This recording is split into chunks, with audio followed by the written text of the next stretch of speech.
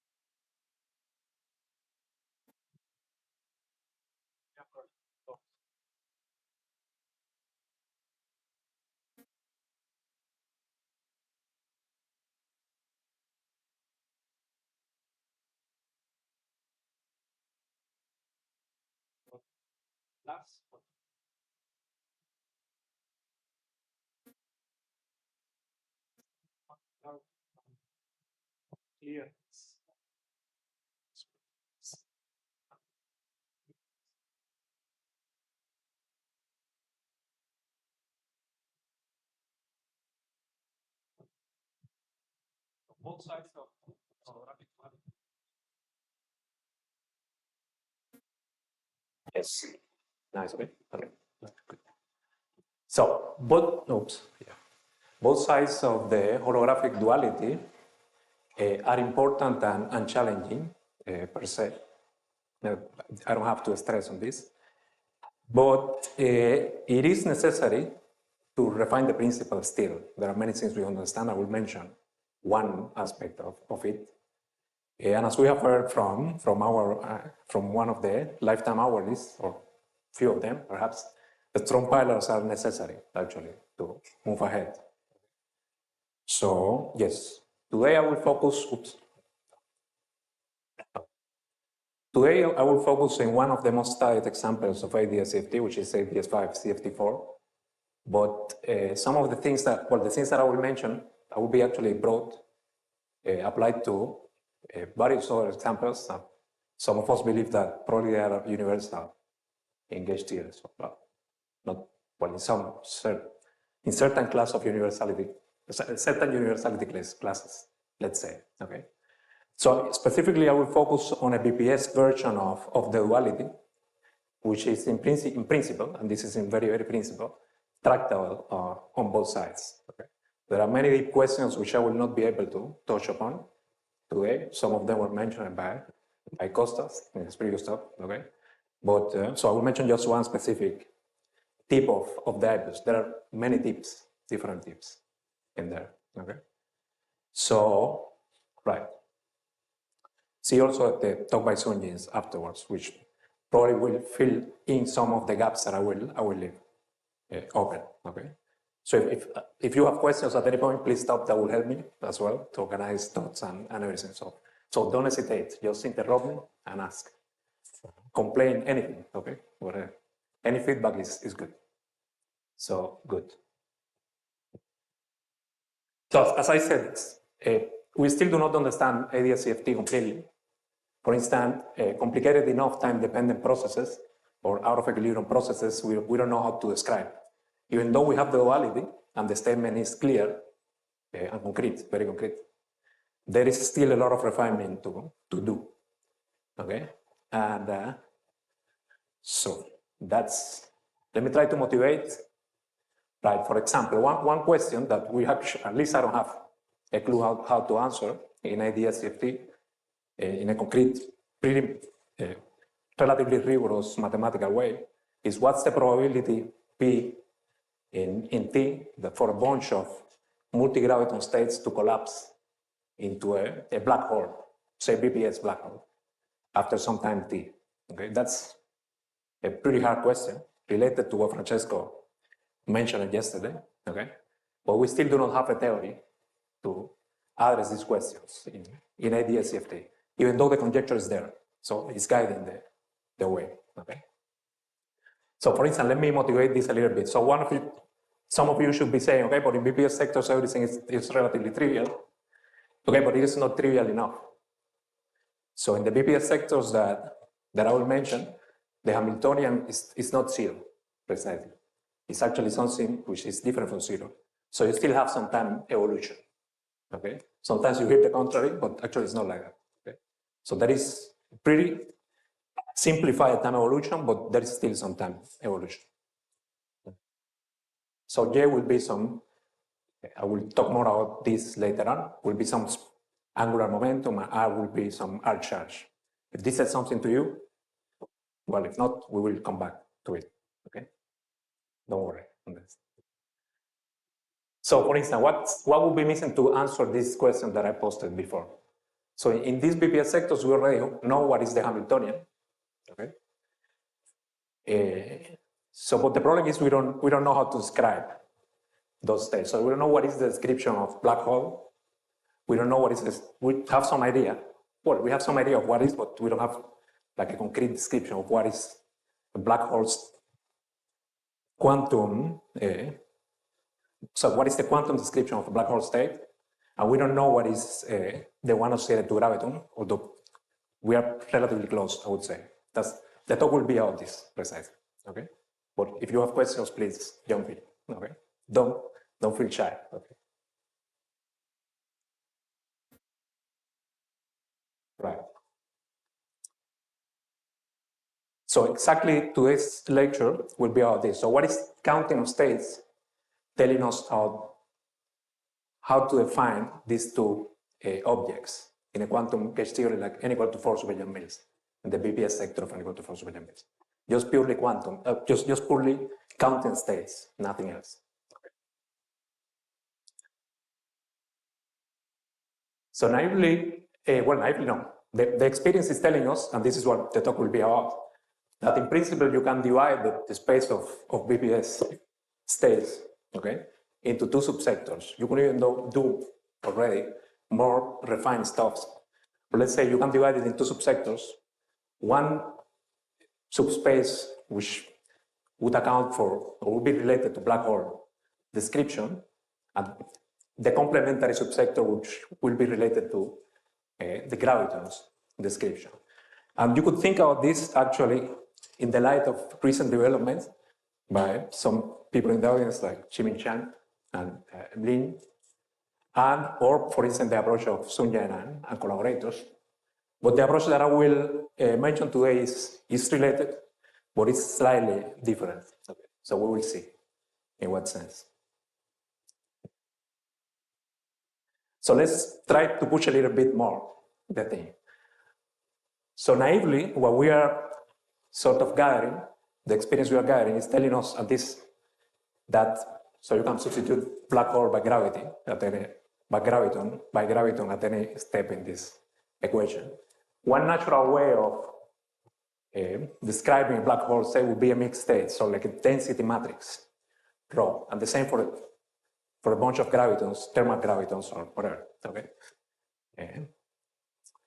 So you could define this sort of reduced density matrix if you knew actually what were the states or the basis, not only states, but the basis of each one of these subspaces, okay? So the real question, and actually, so the left, so the ket guy, you evolve as usual. The bra guy, you evolve the contrary, and then you have this sort of temperature effect, so beta H, and then I will explain what is this R in here. So bear with me for a second. Right, exactly. In canonical ensemble, not microcanonical ensemble. This level, very good, very good. But I actually will cross, you will see. Say that again? Hermitian. Well, right, but you see, you have this omega here. It depends on what's, I'm not telling you what omega is. Right, so, right, I will mention this in period. So this is something that will relate. So that's why I said, bear with me about this R in here. So this actually we can remove. I will explain how. Very good, so you are like super sharp. Right, right. The important thing, right, is the sign. So it should be opposite in this. Right, plus for, exactly, plus for the omega, right. But then for the T, right. Okay, it doesn't look emission a lot, right, right. Okay, good. Like this, you could think of as temperature. and this is time evolution. So it's the opposite. Very good. So naturally, I would just write down this, but what it keeps this from, and you could say, okay, then you could use, if you actually understand what is this space, then you could just compute probability transitions like the one that I said before, this P or T that I mentioned before. But we still do not know that. Okay? But still you could say interesting things. So for instance, each one of these guys independently may have the operators, the density matrices will have time dependence. But just the obvious completeness relation in the full space tells you that the total density matrix actually is in equilibrium. It should be independent of time. Okay, completely independent of time. And this actually makes, well, okay, you could say that information is preserved independently. Even if you understand what is the time evolution of this, the time evolution of this second one is actually the complementary one. So it absorbs everything. You don't miss information, that's it. I'm taking the simplified version, but okay. Something that I would like to convey today is that all the experience we are gathering is telling us actually that, remember, omega is the temperature light variable before, is that if you take omega close to zero in some conventions that I will explain, the total density matrix, so the black hole density matrix should approach the total density matrix. And in the opposite limits, call it the opposite limit, with some specific way of taking omega to infinity, the same should occur for the gravity density matrix, okay? So this is only ambiguous for then you could define PT, the PT that I mentioned before, in this way, just the square, the absolute value square of this guy, okay? Where the sum is, so this guy is in the graviton side, and this guy is in the black hole side. So what is missing really to make this completely rigorous in ADS-CFT is to define a basis for these two guys, for this and for this.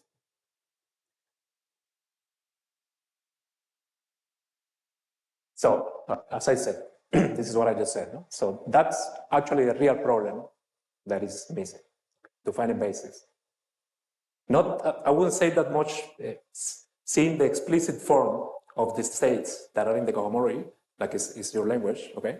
But really to find a basis of states that allows you to describe completely what's happening there in these subsectors. It sounds related, but it's a little bit different.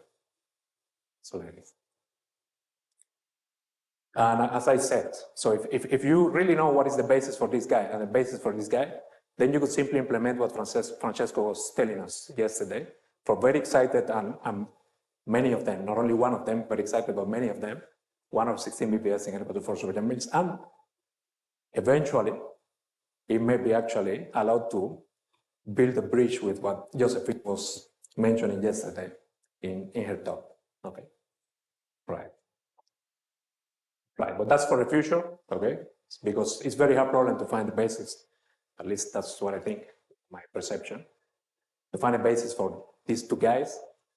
So today, let's just see what is the evidence that counting states in the 1 over 16 BPS sector tell us about how to define these guys. You could do more refined stuff. So you could split the Hilbert space in more pieces, okay? But I will not talk about that today. Good. Questions?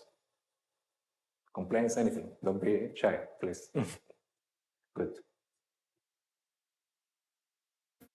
So, right, this is a question that I'll try to study today, or review today, so what we know about it. So again, just let me reiterate what I will lead. I will let me just make the claim.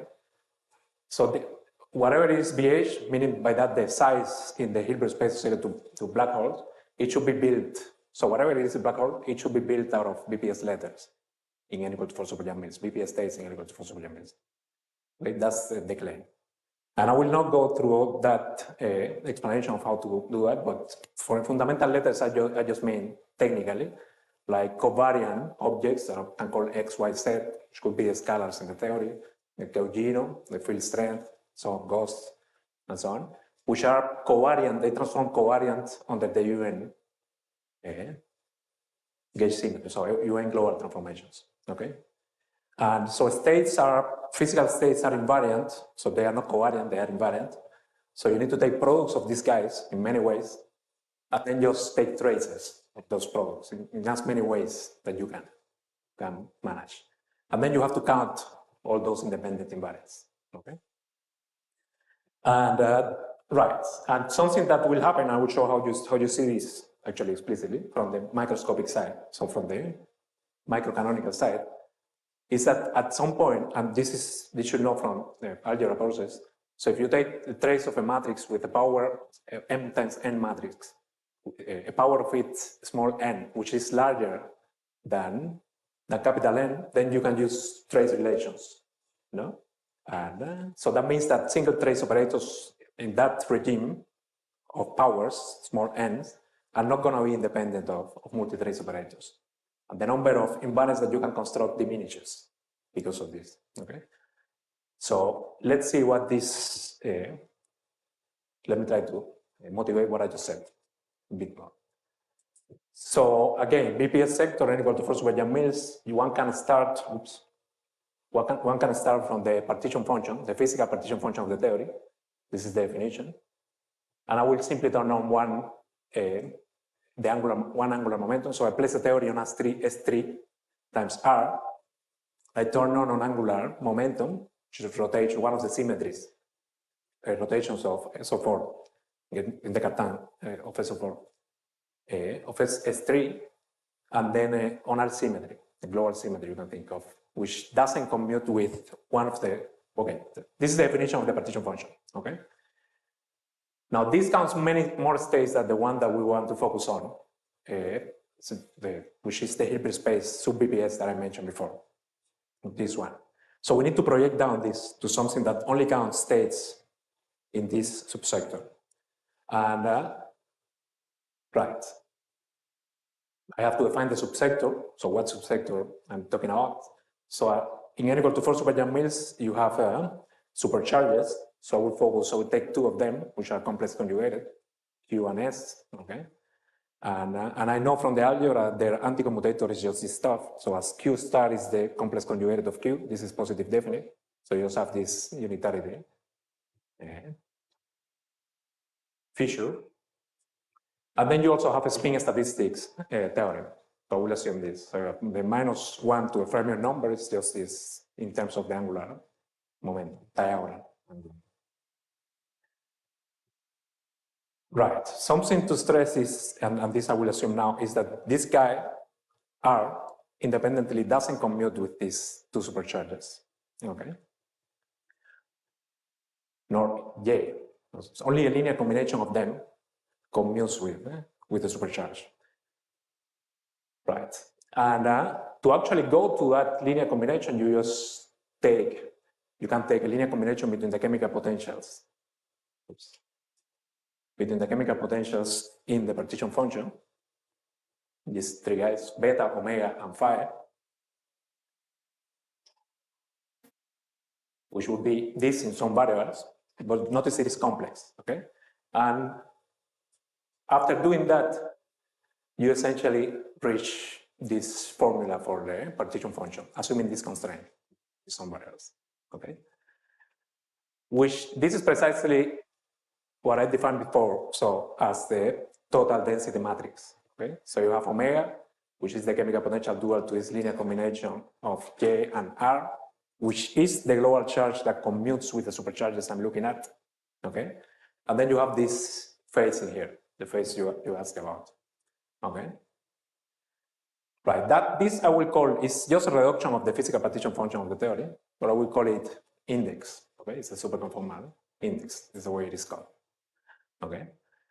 And this guy is actually just, you can compute it simply by working on HBPS, on the subsector. So it's the projection of the total partition function there.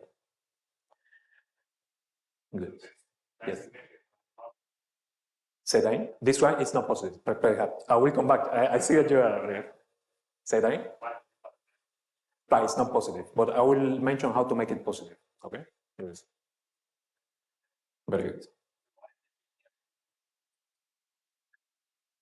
Very good. So it's right. Right. So there are two steps which are independent. Right. So when you assume this constraint, same as saying that you collapse this combination into this combination here.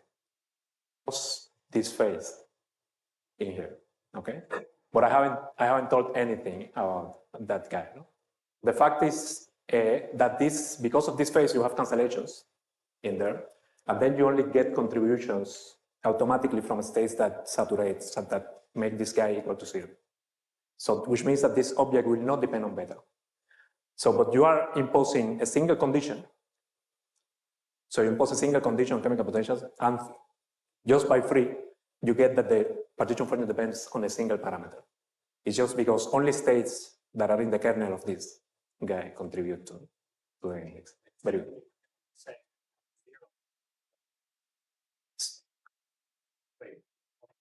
No, right. No, it's not the same because, right, you need this actually to have cancellations between. It's important actually, because if you substitute this by 1, this is and you're taking the trace over the full Hilbert space, it's positive, definitely. So you will have bosons with plus, fermions with plus, and they add up. So it's not going to be, states which are not in the kernel of this will contribute to a trace. So if you really want to cancel that, you need this thing here. I will come back to these questions actually. Exactly, so this is what I was saying. So the trace get reduced to this by that single constraint, okay? And that's because of this phase in here. So the initial partition function dependent on 3 potentials. I impose a single constraint, but somehow I just get something that depends on a single variable. Okay, somehow no, because of this cancellation that I mentioned. Sense of the question. Right. So in some sense, this comes from that. So all this analysis I mentioned is based on the field theory, meaning the UV theory. Okay, but the first time we saw this was in the paper that earned the prize. Okay, and there we did the analysis in gravity. In gravity, it's slightly different, but actually it's essentially the same thing. So you impose a constraint, this constraint, and this is equivalent in gravity to imposing this constraint in the black hole, where these are the ADM charges, or the charges of the black hole solution, in the classical solution, okay? And once you impose this automatically on shell action, which from regularization, impose proper regularization, gives this answer in the exponent with some C factor, which is not important. Okay. And this gives so this obviously is telling you, so n squared is 1 over g Newton here. I'm assuming that. Right. Then later on it was found that there is not just a single, I mean there are actually many more. So this is one specific contribution to an index. Okay, it's one angle of the index in chemical potentials, but there are many other contributions there. Okay. I will not touch upon them, but I think Sonja will talk a little bit about them. Okay, so I choose a different focus this time. Right, now what happens, right, in the black hole case, let's focus a little bit in gravity. So you are in grand canonical ensemble, in principle, that's the action that I gave before, but then you take the Laplace transform of this gravitational index, I'm calling, and essentially what you get is the exponential of the Bekenstein-Hawking entropy, depending on the single combination of charges that commutes with supercharge, okay, J plus R, but then you get some imaginary part in there. So you get this phase, pi A, K, okay, which depends on this linear combination of charges, okay? Then something interesting happens, because if you impose 0 temperature, so at this point in gravity, I was only imposing this constraint, this linear constraint that I showed before, which is a supersymmetric constraint, but it's not going to extremality yet. So you're not assuming extremality. So you do get some geometries in there. So at supersymmetry, but which are supersymmetric. So you get some metrics which are supersymmetric but non-extremal, but they are actually ill-defined,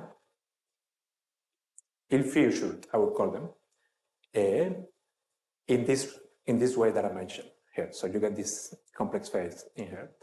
And this phase actually, if you fix to B, but remember, this is an index, precisely because of your question. It's not positive on purpose.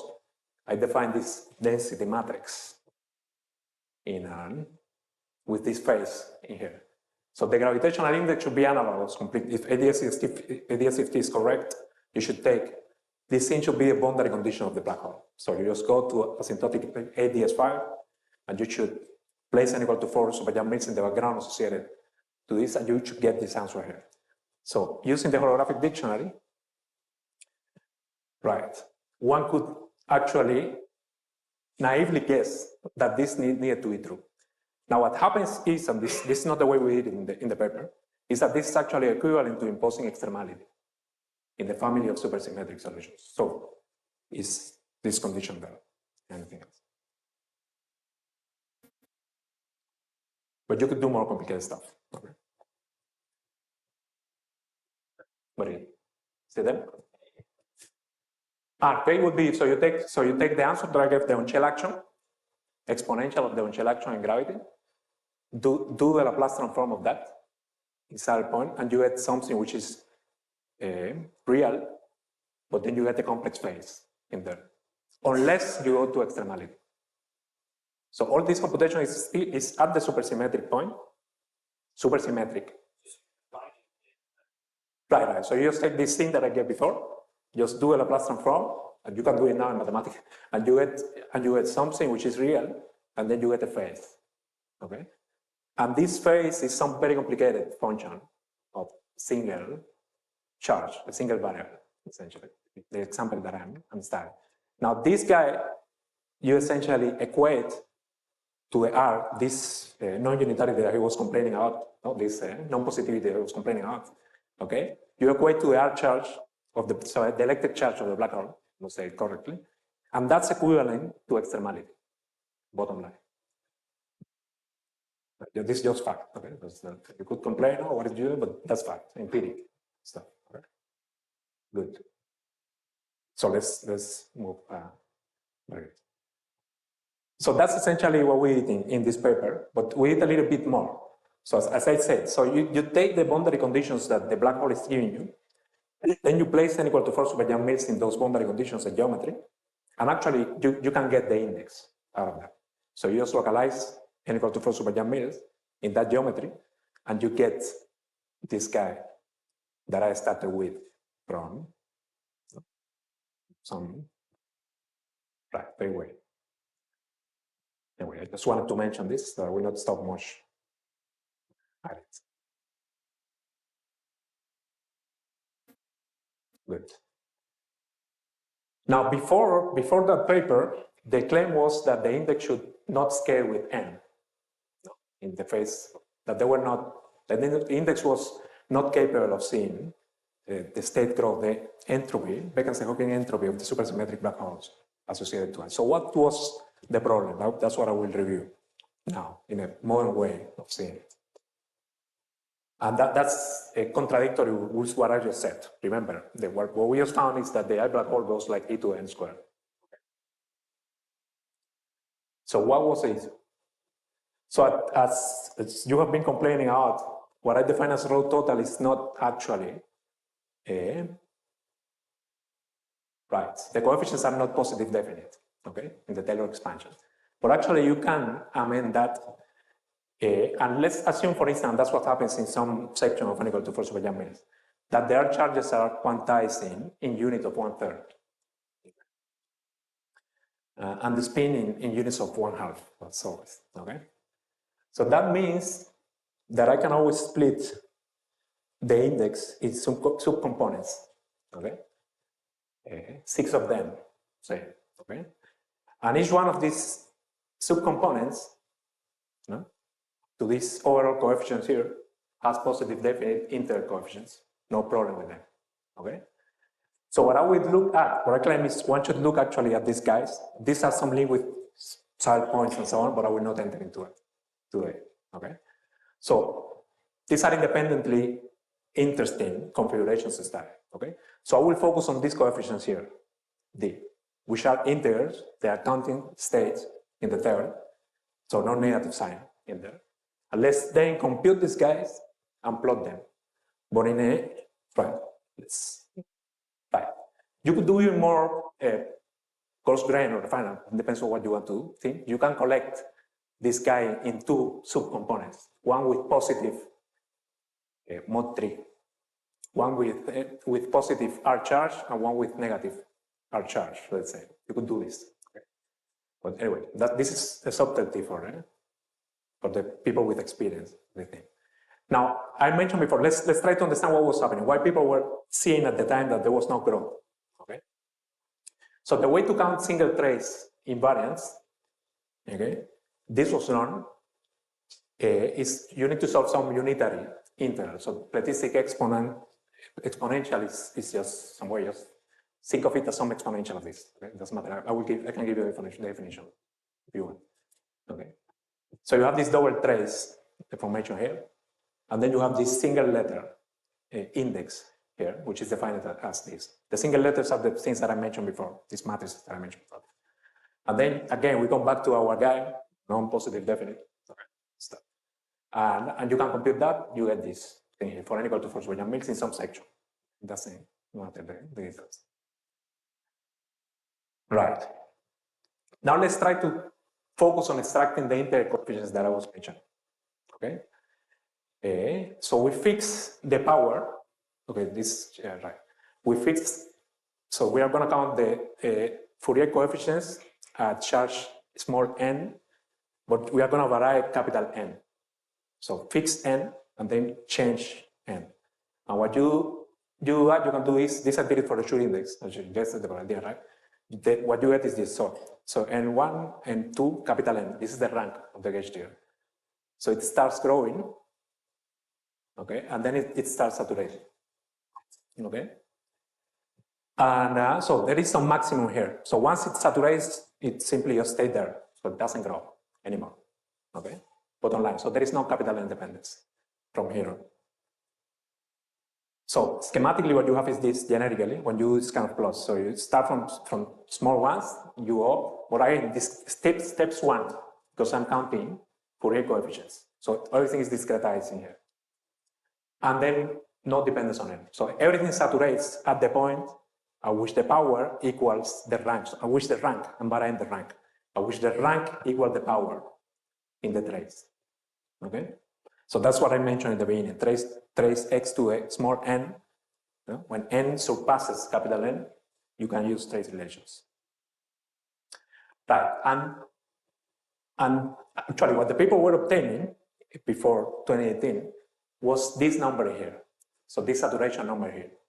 This saturation number is counting the number of multi-graviton states in ADS5 times S5. Okay? Precisely with the boundary conditions that I've defined before. Okay? Right. And then you could say, okay, but then what's happening? I mean, if you just saturate the thing, how can you get something that grows like n squared? What is the black hole in here? Good. So again, just repeat what I just said. So there is this some saturation. Good. So I still have half hour. So how long do I have? 30 minutes? Or, okay, 30 minutes. Good. So, right, this is what happens again when capital N is larger than the power small n. Okay? And that I would call the multi-graviton phase. That's the phase that people were seeing in the past. Okay. Before 2018, 2019. Right. Now what happens?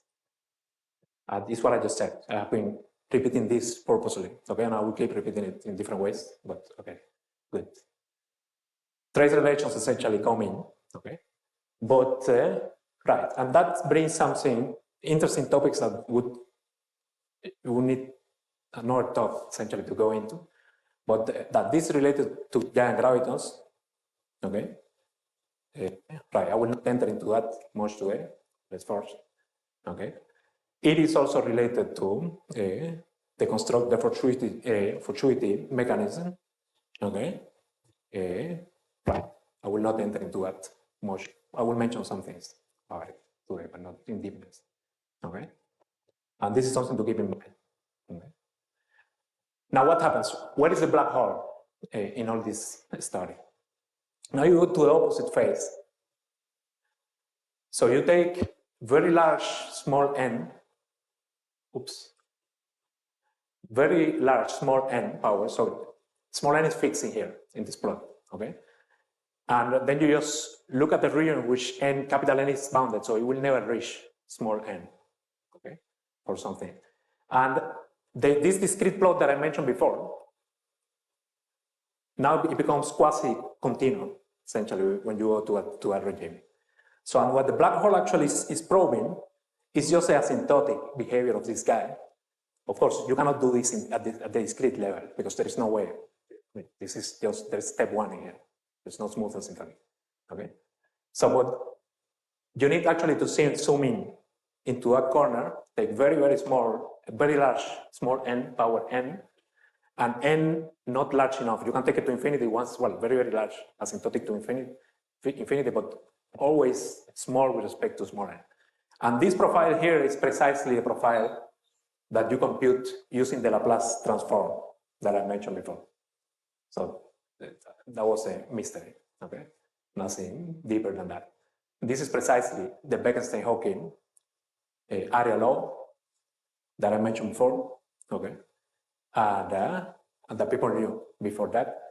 And it's everything there in the index, but there is some sort of coarse graining going on here.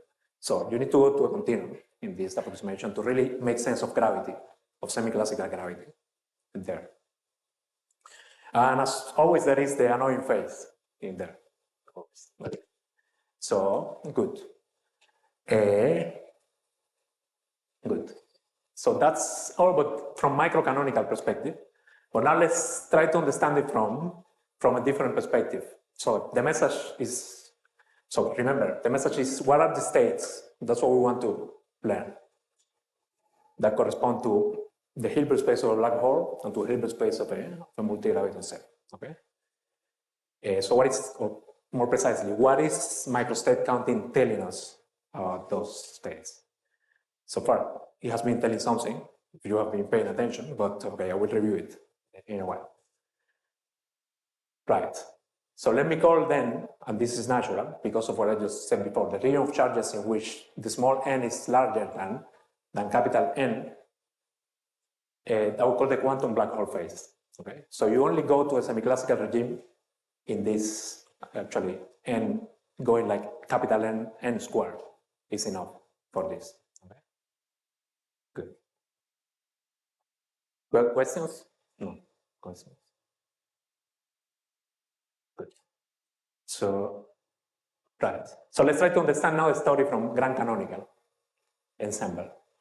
I mentioned, so this is the expression of the platistic exponential that I mentioned before. This is the old trace guy. Okay.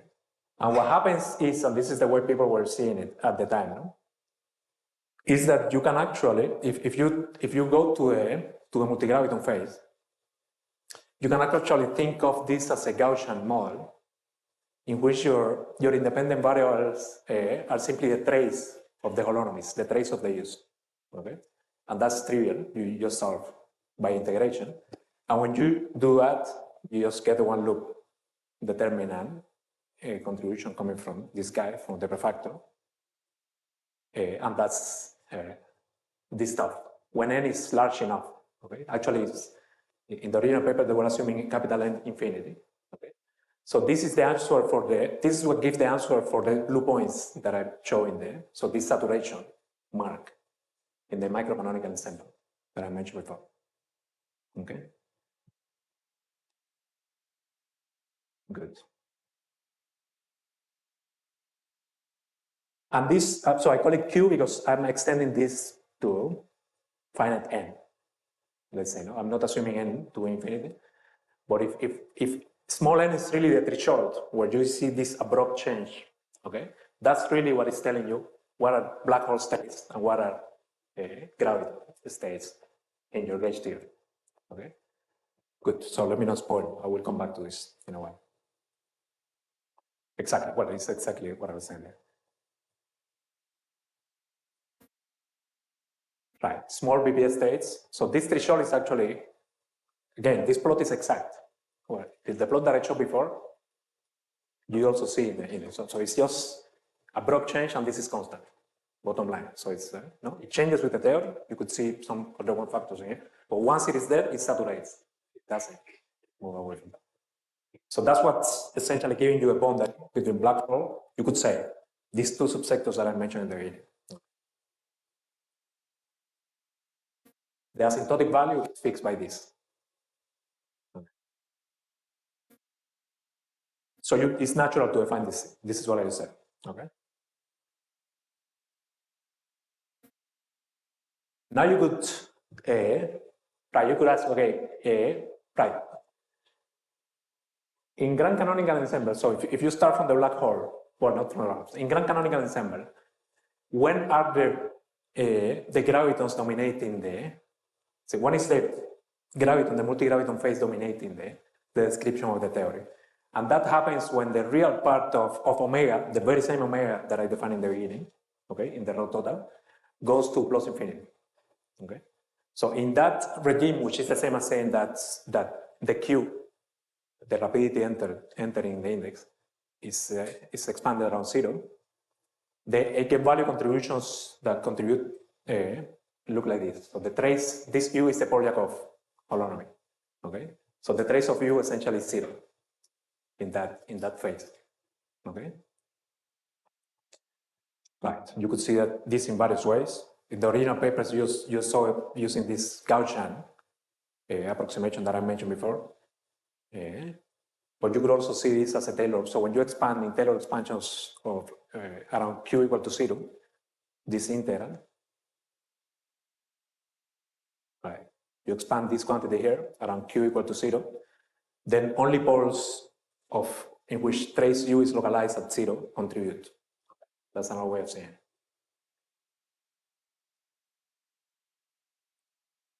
Right. And what that says is that the full index approximates the index of multigravitons in this regime here. So the index is a function of omega. Omega is the temperature. You could think of it as the temperature, the remaining temperature in there. Okay. And more generally, in this discussion of density matrices, we should be refined by these factors that I said. So you should divide it in these 6 subcomponents in there. Okay. But I didn't want to bother much with notations. So you could do it for each one of these guys. Okay. And when omega goes to infinity, right, the total rho of, so should say the other way around. So the rho of thermal multigravitons approaches the total rho of the system. So multigravitons dominate.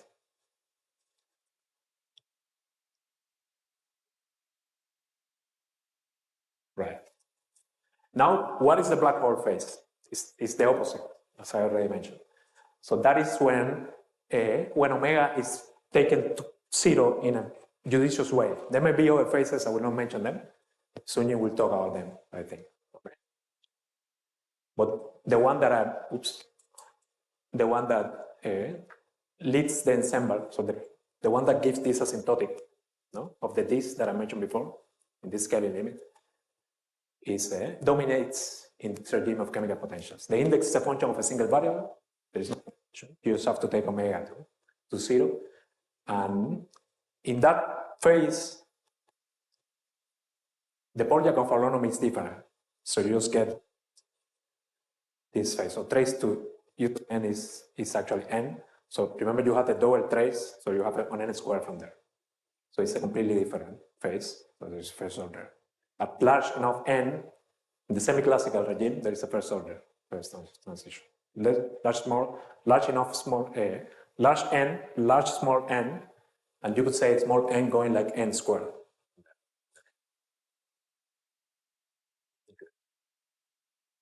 So you do a computation, okay?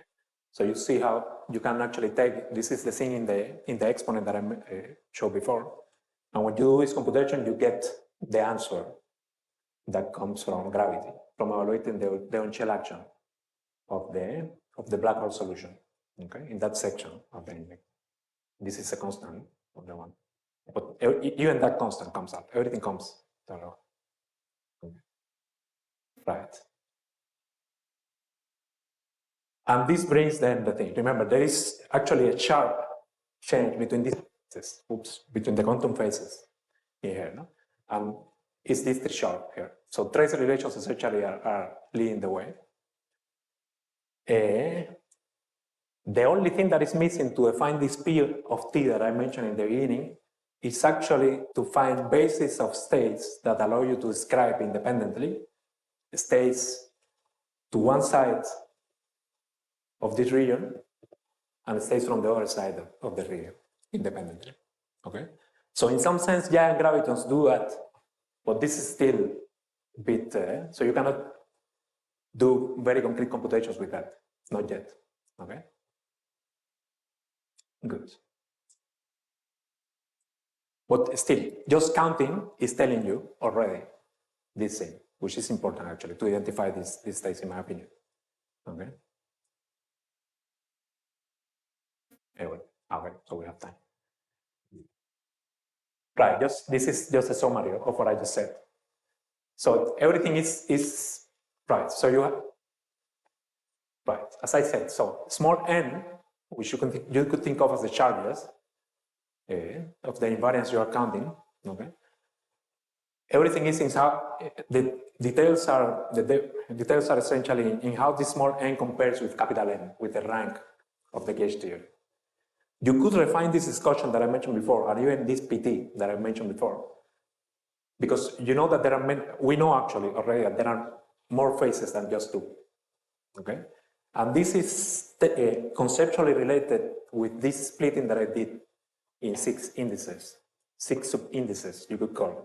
In the case of n equal to 4 super-Young mills, when their charge, in the section in which their charge was quantized in units of 1/3. But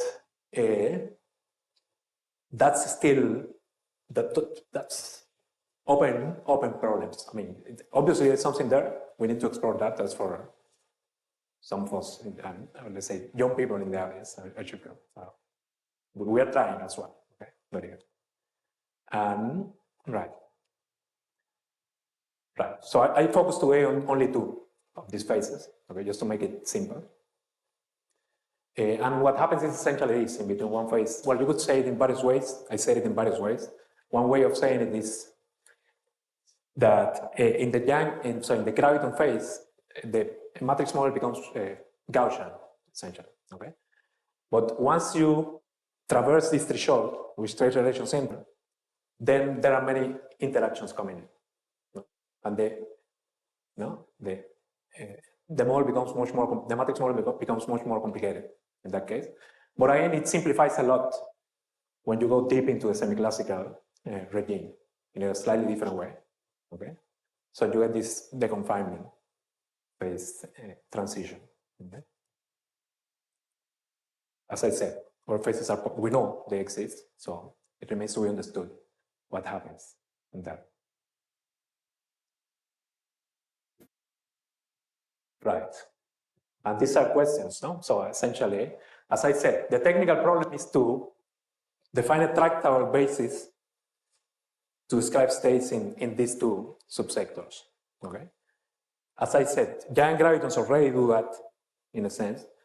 The giant gravitons, you should notice, are not states, are not counting, so these are not states in n equal to 4 super-Young mills theory, but still they give a basis to study the states in n equal to 4 super-Young mills.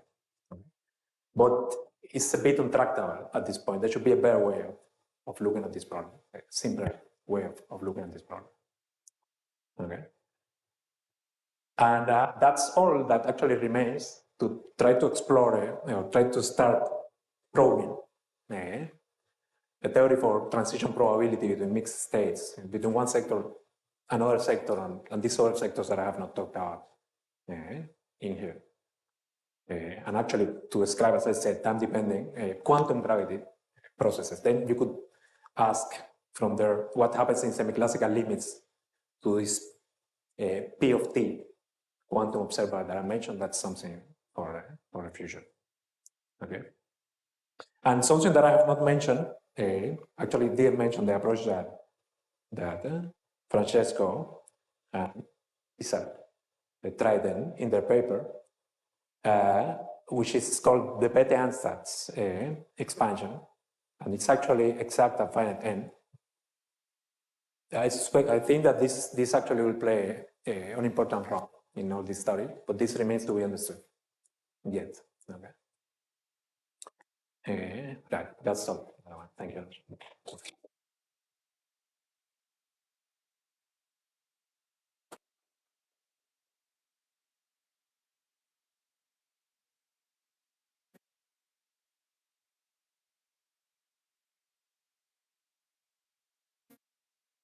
Please.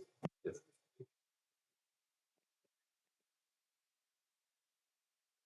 Say that. What do you mean by the problem of defining a basis of states? You mean write down the operators explicitly? Exactly. Write down like sort of a Hilbert subspace of the Hilbert. But it's exponentially large, right? When it's very large. What do you mean? No. Notice that everything I didn't mention. I mean, the gravitational limit, you need to take large small n and large n. But in the quantum regime, you can consider finite n. So this thing that I plotted here, this is correct.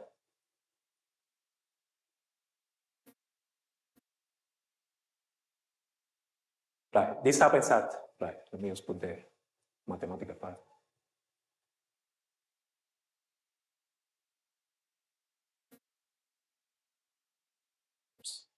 This.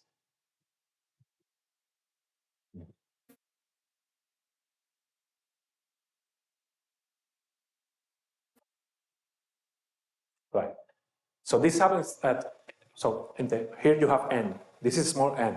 N equal to 1, n equal to 2, n equal to 3, and the saturation happens when capital N is equal to 10, which is not n infinity. Okay?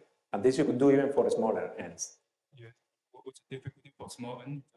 For small n, it's in principle, it's tractable, right? In principle, nobody has done it, right? It's still, was there, right? So what I'm saying is we are not far. You're precisely saying we are saying the same thing. We are not really far of this. We are already there to do it. So, but I would say that it is important to do it in, right.